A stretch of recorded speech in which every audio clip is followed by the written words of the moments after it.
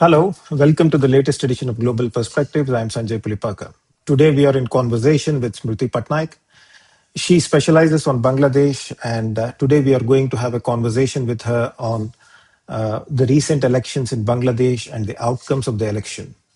Dr. Smruti Pattanaik is a research fellow at the Manohar Parrikar Institute for Defense Studies and Analysis. She specializes in South Asia.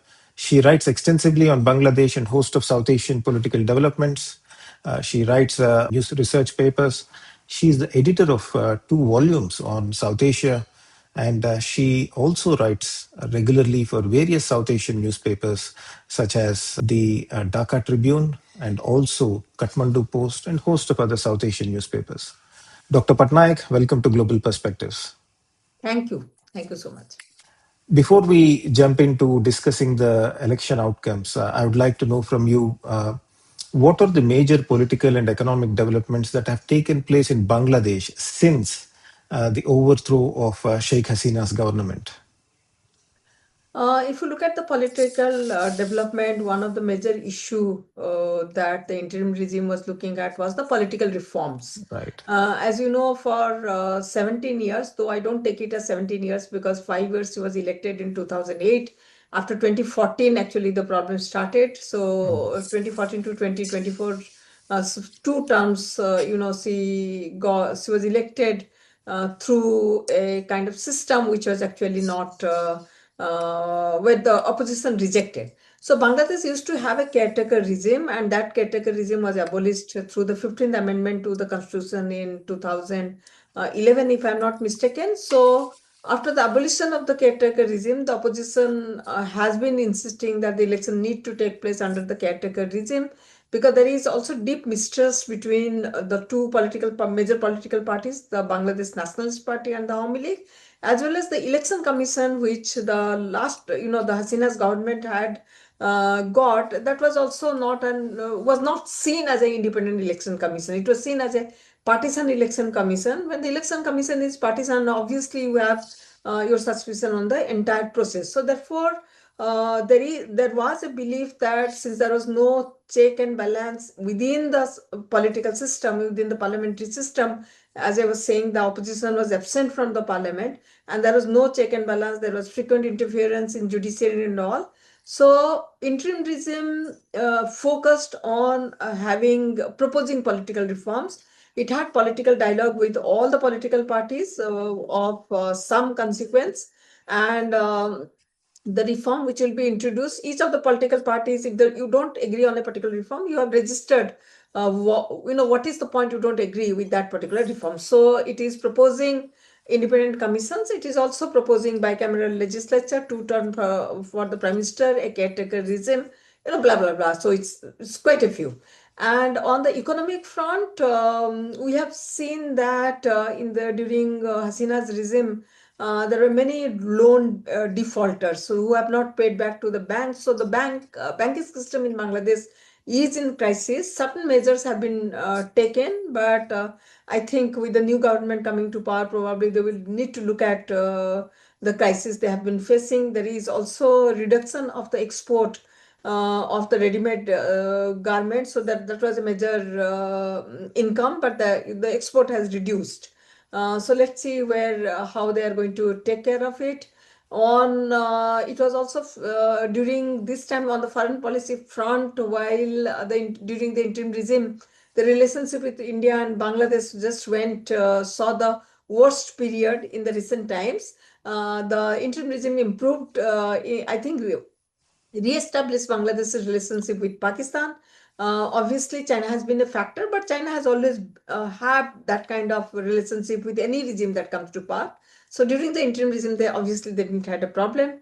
We also saw a comeback of the United States, because during Hasina's time, Bangladesh's relationship with the United States was not so perfect. And there are many, many disagreements. So we saw the recalibration of the United States foreign policy towards Bangladesh, and same with the Bangladesh.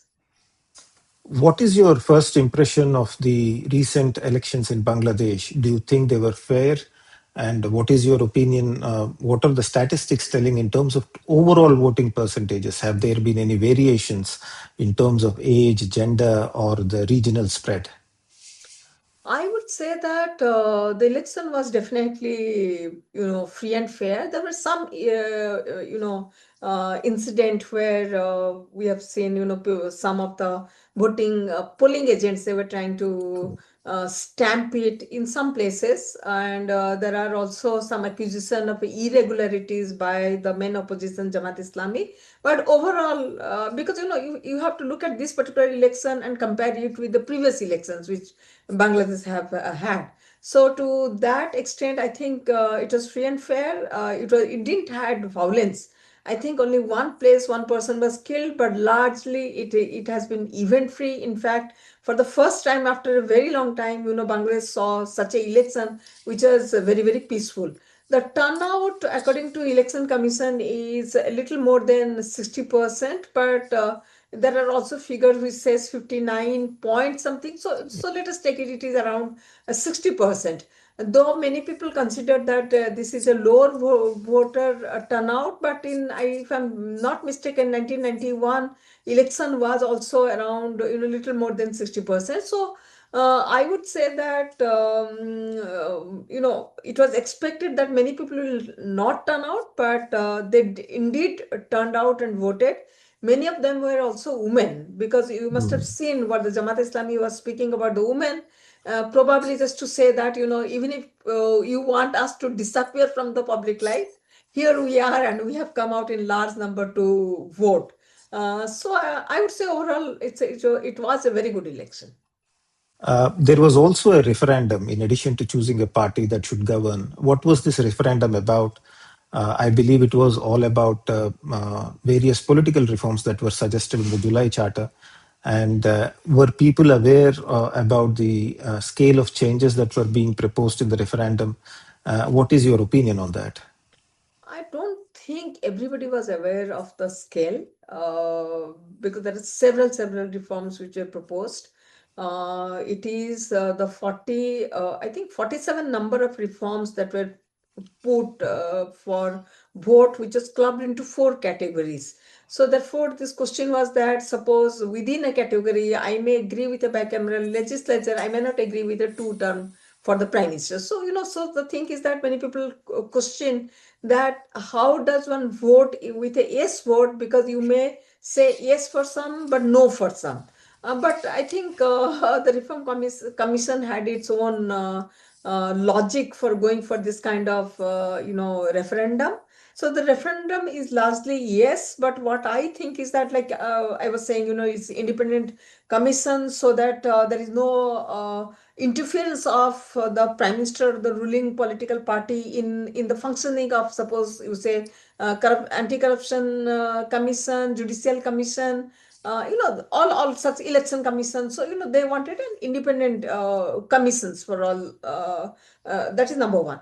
Number two is two term for the prime minister. That is, most of the people agree. Even the BNP also has agreed, though it was expected that Jamaat, which has different leadership, and BNP is much more of a dynastic kind of political party. BNP may not agree, but BNP has also agreed to that.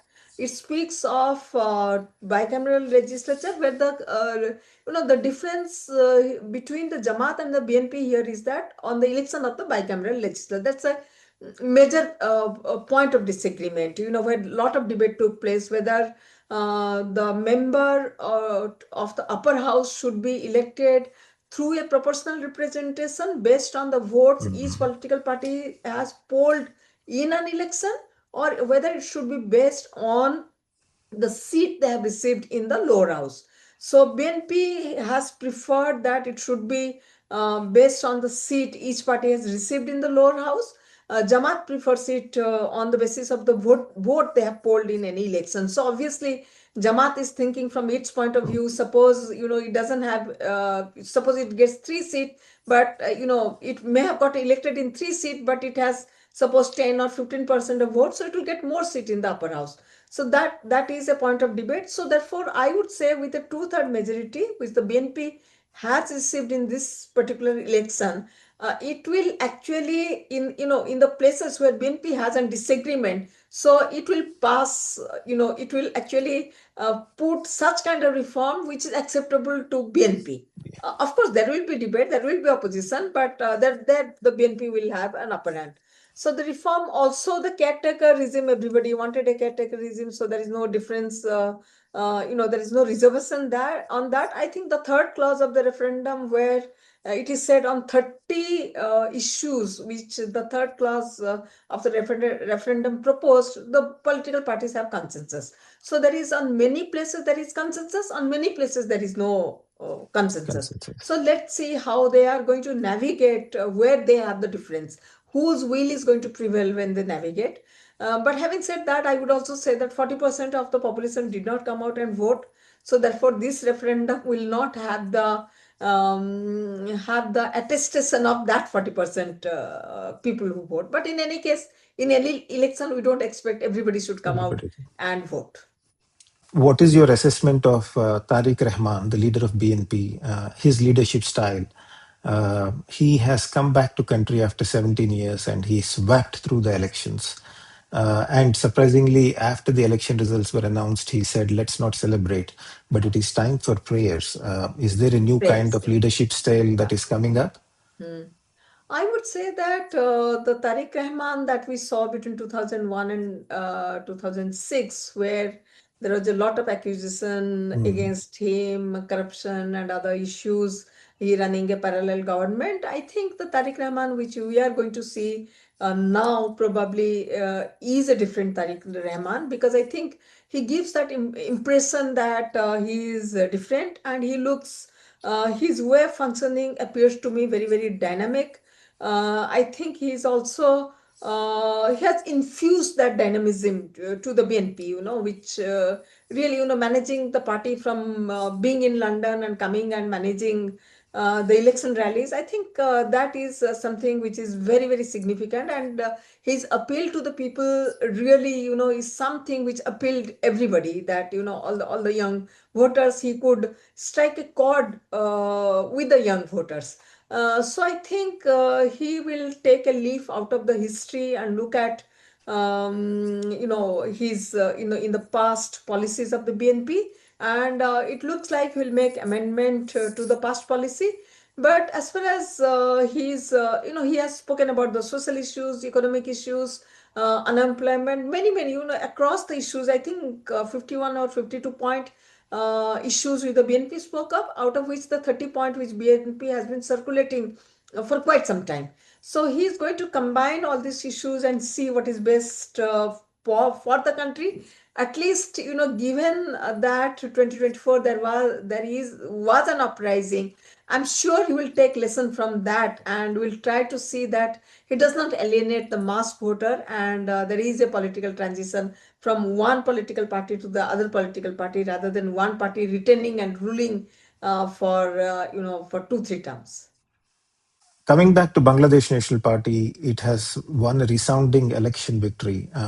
And what are the numbers saying in terms of number of seats it has won? And how is this victory going to alter the power balance within the parliament and outside in general politics as well?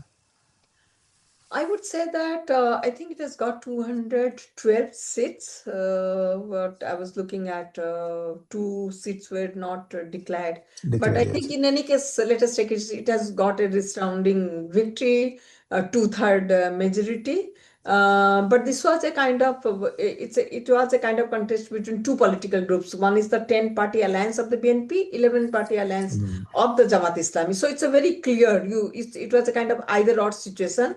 But in some places, the BNP, the rebel candidates of the BNP also contested the election, because after, I think they did not get the party vote, they have contested. I think in two places they have won the election. I forgot to say before that, when Tariq Rahman came back to the country, prior to coming back to the country in September, around 700 party cadres were expelled from the party because they were accused of extortion and corruption. So therefore, he has taken steps to clean the party. In the opposition, also the strength of the opposition is quite good. I think, if I'm not mistaken, the Jamaat has got around 70 seats or something like that.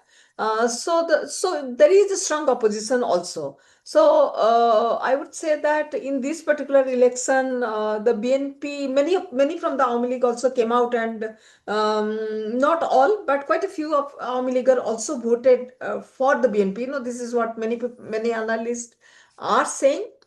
Similarly, many of the minorities also came out and voted for the BNP. So the choice was with the the extreme center right. I am putting it because this the if you're speaking of two center right parties, though I always say that the center has moved somewhat. So I would put BNP as more centrist party, because you already have a center right, that is rightist party, that is Jamaat-e-Islami. So the choices were very stark, and especially some of the statement which Jamaat gave before the election did not go down well with the women voters.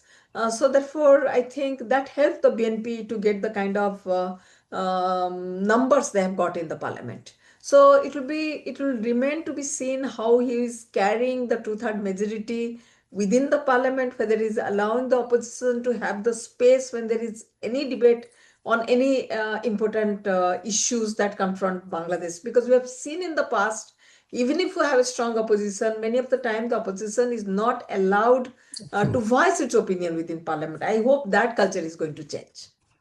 So, are you saying that if Awami League had contested elections, do you think the vote split would have benefited BNP, or do you think it would have cut away votes from BNP and reduced its majority? What is your assessment on that? If the Awami League would have contested the election, I think it would have cut out some of the votes which has gone to the BNP. Though some people are also saying that some of them they voted for Jamaat. I'm not very sure. Could have, because it's not very clear. It's very difficult to know actually whom did they vote. But obviously, it would have cut, because if you look at the Jamaat, the agenda is very clear. What they want is very clear. The BNP and Awami League, more or less similar kind of political parties. Their cadres are not like the Jamaat cadre. Their cadre can go here and there some of the time. So it would have cut into the BNP votes. But having said that, I would say the BNP has never, initially after the fall of Hasina, the BNP never wanted the Awami League to be banned. In fact, it said that let the people decide whether Awami League, whether Awami League should contest the election. So let the people, if people don't like them, let them defeat. Same was also the Jamaat's opinion, but later we saw that both the political parties have been saying that no, Hasina should give apology, extradition of Hasina. So that probably could be a kind of a tactical politics. But let's see how it is going to pan out. You also mentioned about the election, the referendum which was conducted, and there are proposals to alter the power balance between president and the prime minister. Do you think Tarique Rahman, with his two-thirds election majority, majority in the parliament, do you think he's in a better position to handle the challenges that the referendum is going to throw at him? I think so. I think he's in a better position, because if you look at I was also watching some of the BNP election rallies. Mhm. I found it very, very interesting. They did not go out and ask either to vote yes or no. They were Mhm. concentrating much more on getting a two-third majority, True. because probably they know that if you get two-third majority, even if the referendum is yes, there are many issues where they don't agree. They can Yeah. sail through much easily. How do you see the performance of Jamaat? Do you think as you pointed out, that the women voters shifted heavily towards BNP because of the Jamaat's rhetoric and its policies towards women? And what do you think? I mean, there is also talk about that the Jamaat has been mainstreamed in the political process. What is your take on that? And lastly, importantly, how do you see Jamaat's performance, not just in terms of seats, but also in terms of voting percentages? And did it do well in specific geographies? And if so, what are they? I would say that the Jamaat Islami has done very, very well. Though many people may argue that, people who expected Jamaat to win, and since it has not won the election, so they may say that Jamaat did not do well. But I think electorally, Jamaat has done very, very well. Probably the first time in the history, it has got nearly more than 70 seats, which is a history in itself. But then again, as I was saying, this was a contest between Jamaat and PNP, so you do not have, you really did not have that kind of choice. Like Jatiya Party used to be there, but Jatiya Party is almost divided after General Ershad's death. So they are not in a position just to emerge as a kind of party which can really challenge. Like, for example, Jatiya Party has always been dominant in the northern region of Bangladesh. But we saw this time that they're almost not there. I really do not know. I don't think they got any votes, if I'm not mistaken. But Jamaat has been very, very dominant in the some of the border areas, not all of them, towards the north east, towards the eastern, towards the Sundarban side. They have got quite a few seats there. Moreover, they were in the 11 party alliance. So in some places, of course, the Jamaat voters would have voted for the alliance members. But the fact is that many of the places, the alliance may not have adequate member of itself to get elected. Like, for example, Panchgad 1, where Sarji Salam was contesting, but he lost the election. He is one of the NCP leader. So therefore, Jamaat vote was not enough to see that he gets elected. So therefore, I would say that once the exactly the figure has not come out, constituency-wise figure, which will tell you that what was the difference between the winning candidate and the losing Losing candidate. So the candidate. Yeah. moment you get to know, so you can know. Like, for example, if I look at the 1996 election, where Jamaat contested alone. 91 and 96 were two elections where Jamaat contested alone. In 1991, it got more than 10%, and in 1996, it got a little more than 8%. So if you look at that election, I was looking especially at the 1996 elections, around 50 constituency, it had the voting percentage of 10%. So that point of time, Awami League was there, BNP was there. So this time, Awami League is not there. So obviously, some people may have voted for Jamaat, because it is a very clear-cut kind of binary kind of choice. So I would say that they've done pretty well. They've done pretty well as a political party. If you look at the history of Jamaat-e-Islami, their role in Bangladesh's liberation war, at one point of time in 1971 being banned. Second time they were just banned for 20 days, before Hasina's fall. They have been there. Their cadre base is extremely strong. So some of their women cadre may have voted for them. It is the general women who actually, because of the statement, it is likely that many of them, they did not vote for Jamaat, in spite of its projected clean image. Ah. Do you think in the process of contesting elections, Jamaat's hardline stance will get diluted? Because, as you said, the lot of women voters did not vote for Jamaat because of its agenda on women. Do you think over time there is a possibility that Jamaat may get may change? Let us not use the word reform. May change because of the exigencies of participating in an election. I would say that, you can very happily say reform, because there have been reformists within Jamaat-Islami.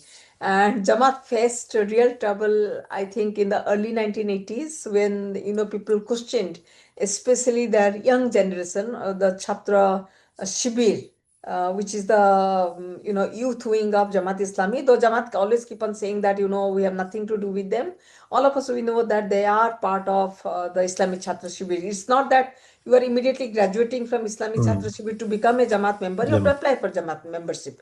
But the recruitment process for both the Jamaat Islami as a political party and the Chhatra Shibir is same. So there has been always a reformist agenda among the young leaders, who always have felt that they would not like to carry the stigma of 1971. The fact that Jamaat played a role against Bangladesh's liberation. Jamaat was collaborating with the Pakistan army. Many people accuse It was also involved in killing of those people who are fighting for the liberation, Milik sympathizer, intellectual killing of 13th December. So there has always been, the youngsters always say that why should we carry the stigma? We are the people who are born in Bangladesh, after the liberation of Bangladesh. So why we should take this stigma? So most of the time, the old generation have been able to, somehow have sailed through these challenges.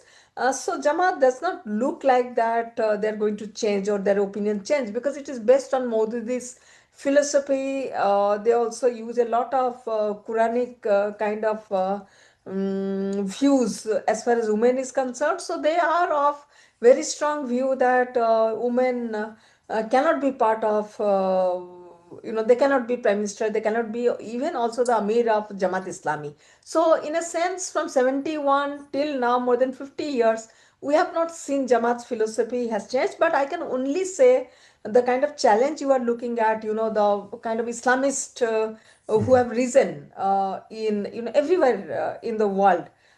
So basically, their approach and Jamaat approach is different. Their approach is capture the state power and then impose Sharia. So Jamaat's basically looks at a democratic process. It wants to come to power through a democratic process. It has not rejected democracy, unlike the radical groups they are there. So they want to Islamize the society and then prepare the society for a kind of Islamic revolution. So even if Jamaat does not get seat, if Jamaat does not get vote in terms of its larger agenda, when you Islamize the society, that is happening. So Jamaat is not only confined only just to be in power, but there are other aspects of Jamaat which we need to look into. So, do you think this sectarian dynamic will continue to increase the religious based violence in Bangladesh because of the role that Jamaat is playing or other Islamic groups are playing? I would say that after the election, there are several other Islamic groups who do not agree with Jamaat. Like, for example, the Islami Andolan Bangladesh. I was looking at their manifesto, and they were saying that we believe in Bangladesh's liberation and all, because these are basically ulema groups. So theologically, the ulema group have a difference with Jamaat. But nevertheless, Jamaat is the only political party which has the economic resource. It can give recruitment to large number of people because it has hospital chains, banks, universities, and all, which is under its control, managed by Jamaat. So resource-wise, they are very resourceful. But I really do not see any kind of sectarianism in that sense. There will be difference, the kind of challenge which may be put on Jamaat because of the rise of JMB, JMJB. But at the same time, I have not seen also Jamaat condemning the activities of the JMB, saying that okay, it is un-Islamic and that kind of thing. Moving to other political parties, it was the students who played a significant part in overthrow of Sheikh Hasina's government. Uh, but the student-led nationalist citizen party has not performed well. Why do you think it has happened? What are the challenges that they have encountered? Do you think moving forward, students will try to align with some of the major political parties to push forward whatever the agenda they may have? The student political party initially, especially after the uprising, they generated a lot of hope. Many people thought that it is really very brave of the student not to get cowed down by the security forces or the brutal force which was used against them. But having said that, I would say that when the students decided to form a political party last year, there were some people, there was this, some of the people who want to be part of the NCP, they actually did not, I think the Jamaat element of the students were not included in the NCP. But it was very, very surprising that the NCP, which had certain views of the liberation, they always they never rejected the 71. They will always said the 71 and 2024 uprising should be taken together. When they went and formed an alliance with the Jamaat-e-Islami, many of the young leaders of the party actually left the political party, especially the women. Some of the women, they left the political party, and some who remained with the party, they in fact questioned this alliance with Jamaat, because their argument was that we fought for the liberation, not to align with Jamaat. So that actually, well, they have only got 6 seats. That is one of the thing, is that mm, within the student group there was factionalism, and there was difference of opinion regarding the pathway which NCP was taking, especially its alliance with Jamaat. Second is that they have been mostly the urban-based political party. Their constituency was much more in Dhaka compared to the rural areas. That could be one of the reasons why Sarjil's Alam lost in Panchgad once. So their appeal was much more towards the youth in the urban areas. The urban area youth are very, very different than the rural area youth. So you saw that in this election in rural areas, the voters voted for the traditional political party whom they have known over the period of time, not the new political party that was formed. They were only contesting in 30 seats. So that though the NCP has been saying that it is good for us, we made a mark, we contested and got 6 seats. But I'm not very sure about the future direction of the NCP as a it generated, definitely generated a lot of hope, hope that there will be new politics, hope that the youth who have brought a change will also introduce a kind of politics which Bangladesh has not seen. But I think the manner in which they generated the hope for Bangladesh, in similar manner they actually really doused the hope which was generated. They completely disappointed, I would say. The other important dynamic that you keep referring to is the role of women voters. How do you evaluate their participation in this election in terms of their voting percentage? Perhaps it is a little too early, as you said, because the data is not available, but also in terms of how many of them contested elections, what has been their performance. And the second is, are there any specific special provisions to ensure women representation in legislatures? And the third dimension is, are there any interesting candidates that caught your attention? I would say that I will start with the second question. There is 50% reservation on women's seats, which is in addition to the 300 direct elected seats. These are indirectly elected women's seats, so depend on how many, the party generally nominate these women, these candidates, which is reserved for the women. That is number one. Number two is that the women candidate who contested the election this time. One is one of the name which has been very, very prominent is Tasneem Zara, who was earlier with the NCP, but she was fighting the election alone as an independent candidate, though she lost. That is one person. Second person is the person who, I'm forgetting her name, is Chakrabarti, Sam Chakrabarti. She, in fact, contested from Borisal. She lost the election. But the thing is that she was very happy. More than 22,000 or something like that people voted for her. So she was saying that at least I was able to appeal. So when you're contesting independently, you really do not have the party support. You really do not have that infrastructure which actually will help you. So you with some volunteer are going to do the door-to-door campaign. So these are the two women which actually caught my attention in that sense. Other than that, I think Jamaat did not nominate any women candidates, but the BNP has nominated, if I'm not mistaken, around 6 women candidates have been elected in this election. I think 2 or 3 of them they lost the election.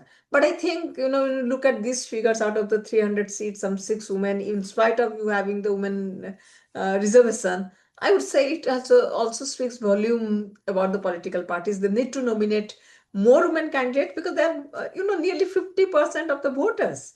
So how Mm. can you ignore the 50% of voters? Though in terms of the turnout, I really do not know how many women turned out, how many men turned out, because probably by within this week or within next 4 5 days, we'll get these details of the voter turnout. But some of the places where the women voters were standing in line in queue to vote, I think is something which is very very impressive, because we should not forget, in Bangladesh many of the women are employed in garment sector.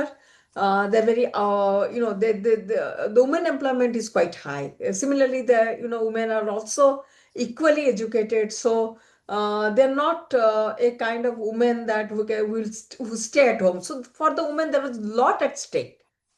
Therefore, the Jamaat's view was not acceptable to the women, majority of whom they work in the garment industry.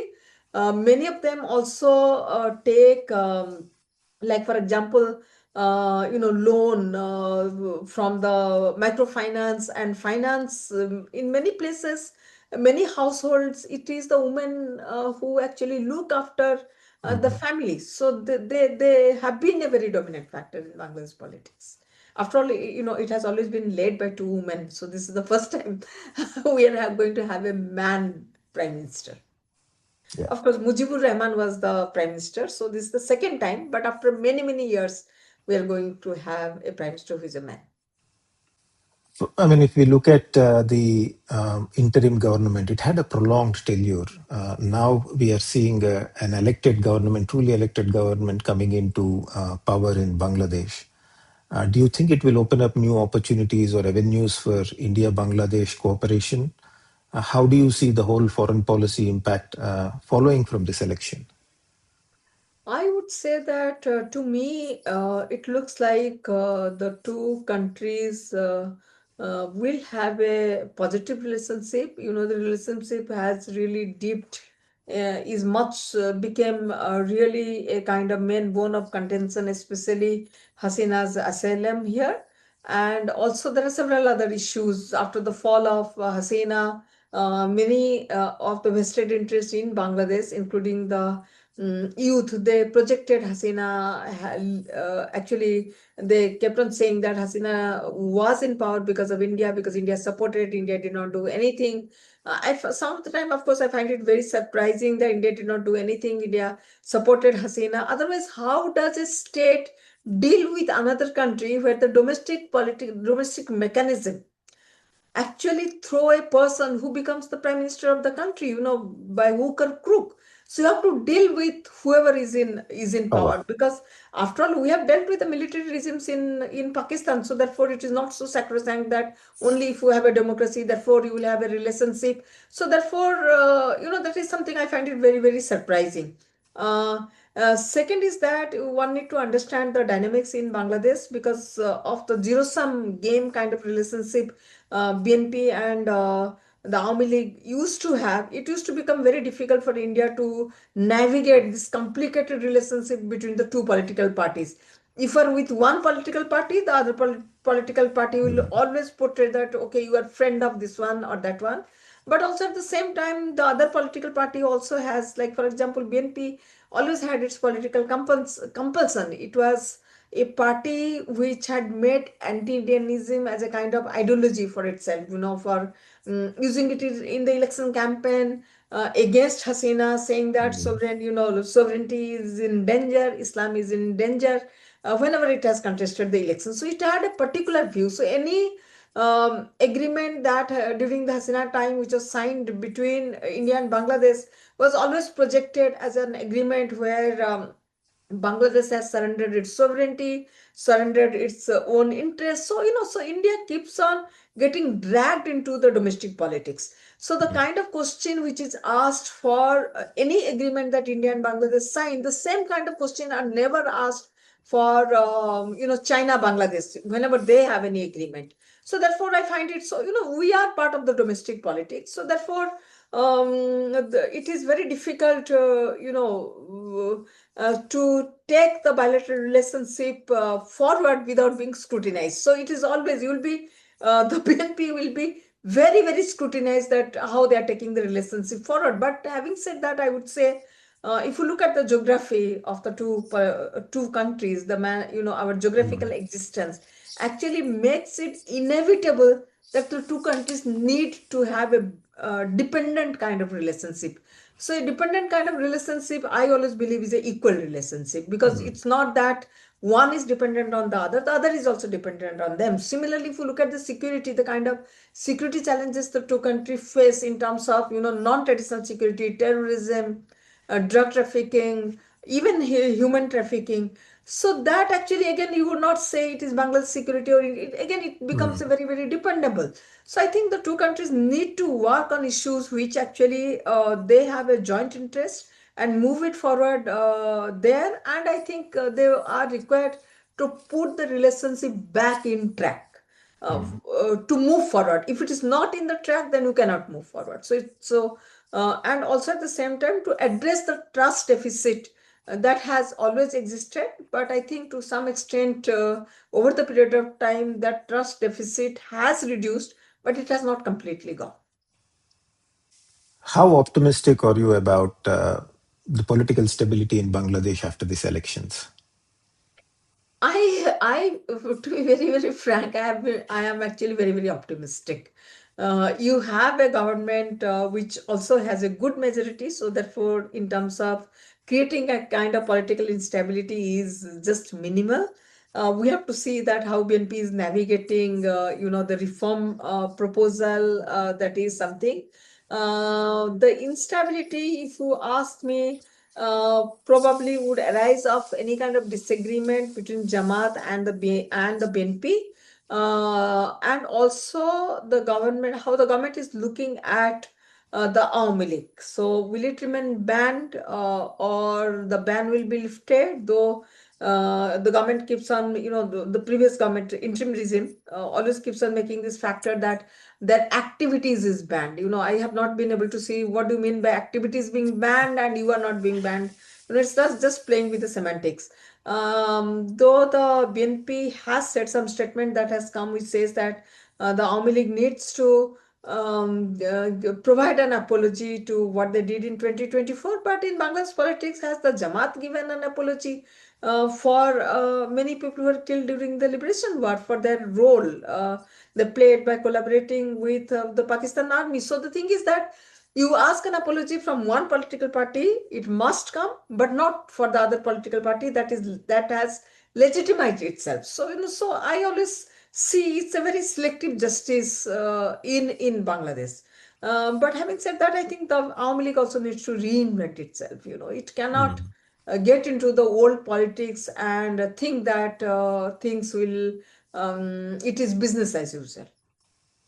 Before we conclude, two quick questions. You have been studying Bangladesh, South Asia, and also. How did you get interested in Bangladesh?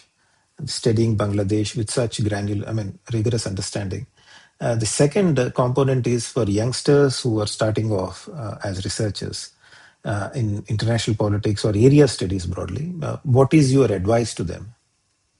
I would say that I got interested in Bangladesh because I had got a fellowship to be based in a country. So my project was a comparative study of Pakistan and Bangladesh, and as expected, I did not get a 3-month visa, 4-month visa, which I had applied for to go to Pakistan. So as a result, that point of time, the Asian Scholarship Foundation asked me to spend my entire tenure in Bangladesh. So the one of the requirement of that scholarship is that you have to be in that country. You can't sit in India and study Bangladesh. So the moment you are in Bangladesh, you can't leave Bangladesh, because I was on leave from my office. I can't come to Delhi because my office will ask me, you are in Delhi, why haven't you joined the office? So I have to be in Bangladesh.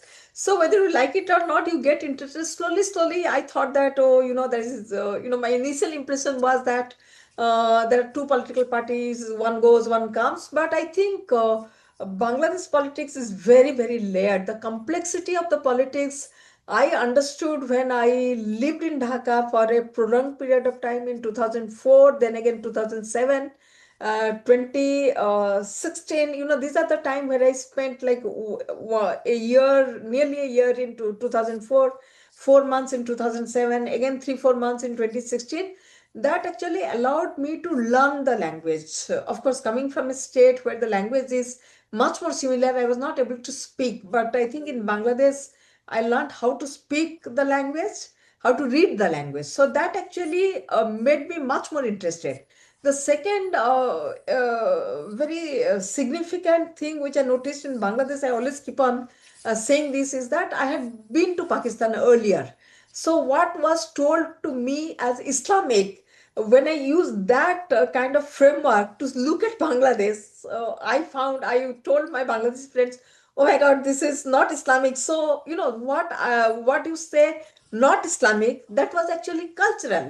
The sculpture, the songs, the celebration of Saraswati Puja, the Department of Sanskrit and Pali, which is there in Dhaka University, told me that this country is very, very different. So that was one kind of experience which I would not have had if I had not stayed in Bangladesh for such a long time. And especially the layer, the complexity of the politics nuance, when you learn the language, some of the time you understand the nuance which you cannot translate in the language. The third thing which I find in Bangladesh, which I found very, very interesting when I was there, like for example, Delhi is seen, if you say that I am from Delhi, so you are seen as if you are the government kind of thing. But my regional identity helped me since I was from Odisha. So most of the debate which revolved around that the Hindus, Hindus are looked as others, the Bengali Hindus. So whenever they used to, I remember in library, some of the time I'll sit, they will narrate, Dhaka University came to being, the Hindus were opposed and all this thing. So some of the time I will listen, and sometimes they will have to, sometimes they'll ask me, but from which place of Bangladesh? They will not know that I'm from India. So I'll say Odisha. So my regional identity helped me, because while I always tell to my Bangladeshi friends that I was not the other in the sense of a Hindu Bengali. And I was part of them, because very surprisingly, whomever I said I'm from Odisha, they will always tell me, oh, during Sirajuddaullah's time, Bengal, Bihar, and Odisha was one state. So that actually helped me. And I also found that the Bangladeshis always, suppose you are learning the language, you are not able to speak very, very fluently, they are very patient, they will listen to you, and they will always encourage you that, and they will appreciate that, not, the language not being your mother tongue, you are speaking that language. So for the young researcher, I would say that if you are studying a country, it is very significant if you learn the language, even if you don't know how to read a language. Like in all countries, you don't need to know the language to read, because Bangladesh is a very different kind of country, because it was born out of the linguistic nationalism. So many of the literature you find in Bangla. So therefore, knowing the language is essential. But I would say that learning the language, you will be able to understand nuance. And if you don't understand the nuance, if you say something, I will not get it with a literal translation of what you are saying. So I would say learn the language, look at don't, in research, don't take what the person says, watch the person, what the person is not telling you. I think that is where the answer to many of the questions lies, in what you are not saying, not what you are saying. So, to sum up your advice, one, learn the language, two, go and live there for a while and know the people firsthand. And three, when they're talking to you, please listen carefully to not only what they're saying, but also to what not they're saying. Yes. And this three-pronged approach will help you enrich your research work in whatever area that you're doing with reference to international politics. Thank you, Dr. Patnaik, for a wonderful analysis of the recent elections in Bangladesh. It was thorough, and you provided many granular details of, say, women participation, intra-party dynamics. We benefited immensely from it. I'm sure our viewers will also benefit from this. Thanks a lot, and we will keep returning to you, talking to you about many things that about Bangladesh and also about South Asia. Thank you. Thank you so much, Sanjay. Thank you so much for having me today in your program. Thank you. Thank you.